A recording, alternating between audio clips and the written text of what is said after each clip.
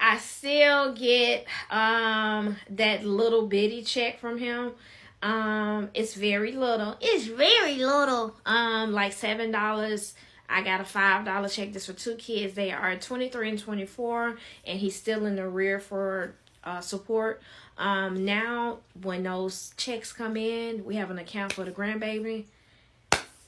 That lets $7-8. Over the years it'll do good. But I remember when he used to, call the kids because they had their own cell phones. And he would be like, what's she doing with all that money I'm sending her? I sent a screenshot and was like, what are you talking about? I was just trying to get you to call me. No. There's no, we're good.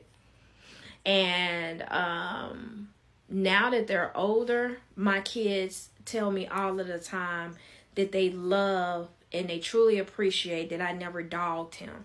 I never talked bad about him to them, or I never tried to make them feel how I felt about him.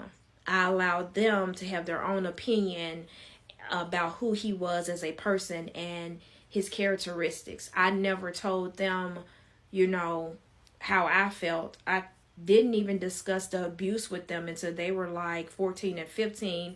And that was because they had asked me why we weren't together. Because he had been telling them, if she would have never moved, we would be the guy. No, we wouldn't. Don't lie to them.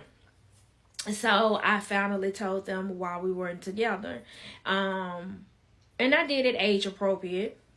This is this, this is this. He couldn't keep his hands to himself. And as they got older, I started telling them more about the abuse and the things that happened. Not to bad him, but so they could understand this is why that would never be.